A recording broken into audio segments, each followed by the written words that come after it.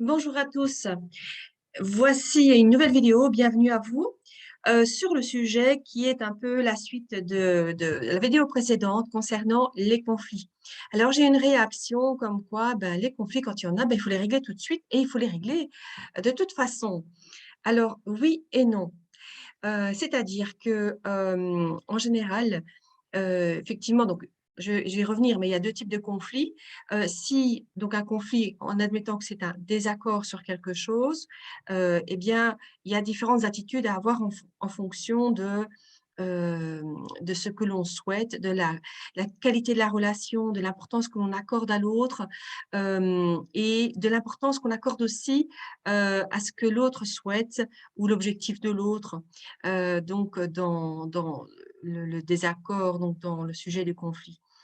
Et donc effectivement, quand de manière idéale, ce serait effectivement de régler les conflits, ne pas trop attendre pour ne pas que ça fasse boule de neige.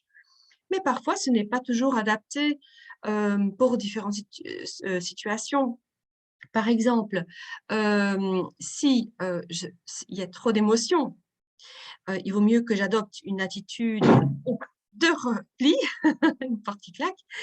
Et donc, c'est-à-dire, un peu de distance pour que je puisse, par exemple, gérer mes émotions et réfléchir un petit peu à ce que je veux, comment je vais aborder, voilà, peut-être faire le point avec moi-même d'abord, avant de rentrer en communication, choisir aussi le meilleur moment pour en discuter. Après, il peut y avoir une attitude où je suis sûre que j'ai raison et donc je vais essayer de convaincre l'autre et je vais essayer de quasi peut-être même d'imposer ce que je souhaite, soit parce que je sais finalement j'ai plus d'expertise ou, il y a urgence. Donc il peut y avoir différentes situations où finalement je ne vais pas commencer tellement à discuter, je vais tenter plutôt d'imposer finalement, ma solution. Et puis, il y a une attitude qui est, c'est important pour moi ce que souhaite l'autre. Finalement, ce que je souhaite, c'est pas si important. Qu'on aille en France ou en Espagne, c'est pas tellement important. C'est le fait de partir, en vacances qui m'importe. Et bien, à ce moment-là, eh bien, on peut très bien, laisser, choisir l'autre finalement.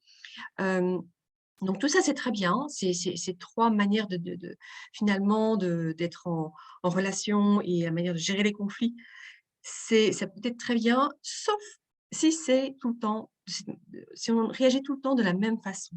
Pourquoi? Parce que ça peut générer de la frustration, de l'insatisfaction, surtout quand c'est récurrent. Voilà.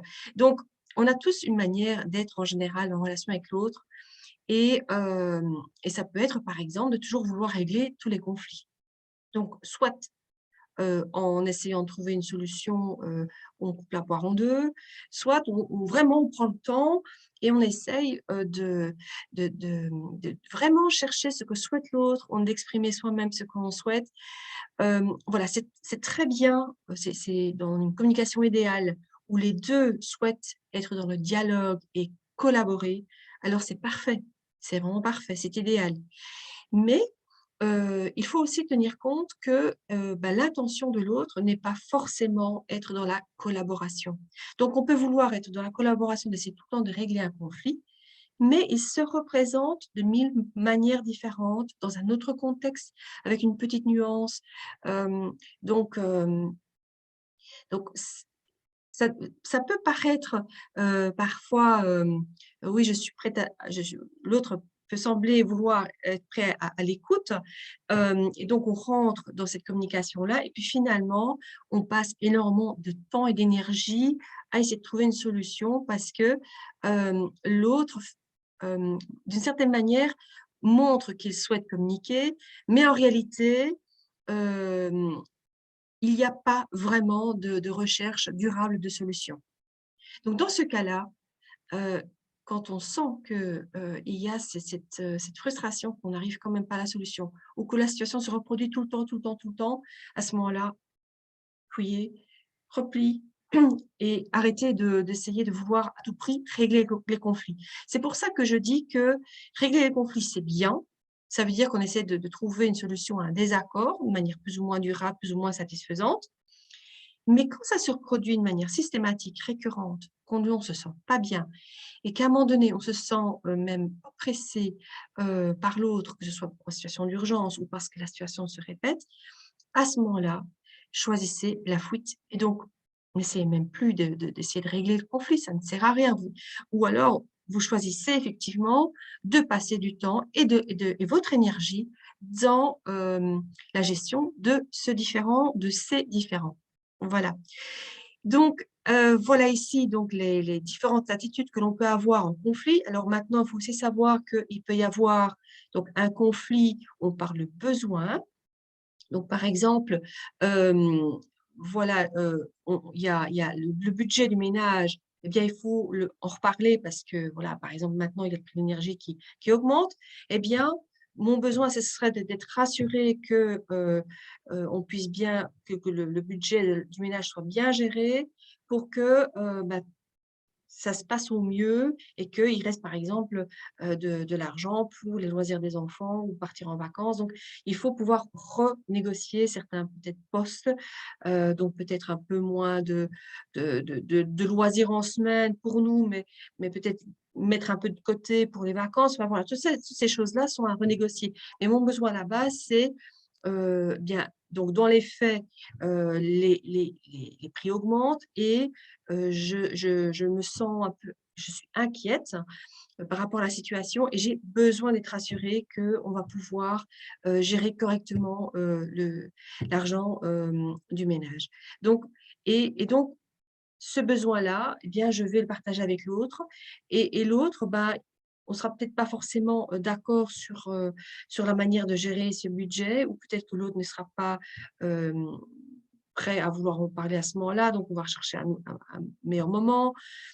Mais, donc là, il va falloir peut-être négocier aussi, une fois quand on se sera mis autour de la table, c'est, voilà, ça c'est important pour moi, ça c'est mon besoin. Après, il y a différentes manières d'être rassuré par rapport à un besoin bien précis.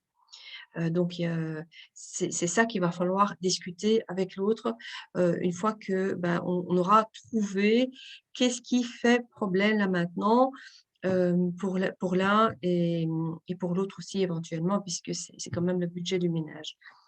Voilà, donc ça, c'est pour un conflit de besoins. On va parler donc, des besoins fondamentaux, liés à la vie, aux besoins humains que tout être humain peut rencontrer dans la vie. Et puis, il y a un autre type de conflit qui est d'ordre plutôt idéologique, de valeurs. Par exemple, heu, je crois que, l'amour est fait pour durer. Heu, je crois que pour quand on se marie, ben, il faut aller à l'église. Donc, ce sont des choses importantes pour moi, et c'est de l'ordre des valeurs. Et donc l'autre ne partage pas ces valeurs-là avec moi. Donc je ne vais pas essayer de le convaincre. Après, je peux toujours essayer, mais au risque effectivement qu'à un moment donné, ça va énerver l'autre. Voilà, ce que je peux faire, c'est éventuellement reformuler, ce que me dit l'autre, l'autre me reformule et puis on essaie de se comprendre, mutuellement. Après, notre pensée peut évoluer, notre vision, du monde ou de soi-même peut évoluer bien sûr, mais, on ne va pas rentrer, dans, le désaccord de la même manière. On ne va pas utiliser les mêmes outils. On va surtout utiliser la reformulation, par exemple, quand on se rend compte que, bah, là, on est en train de parler de valeurs et pas de choses concrètes ou, de choses qu'on peut négocier. Voilà, c'est les valeurs ne se négocient en principe pas. Voilà. Hem, voilà. Donc n'hésitez pas, donc si vous avez des questions, ben, mettez-moi des commentaires, comme ça je vais traiter d'autres sujets, en lien avec les conflits.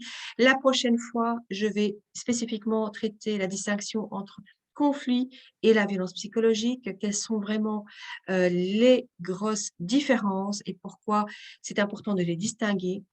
Voilà, c'est vraiment primordial, pas seulement pour soi-même, mais quand de l'extérieur on essaie, d'aider, une personne ou même on essaie d'analyser ce qui se passe, chez quelqu'un d'autre ou dans d'autres relations. Voilà, quand on est par exemple un professionnel.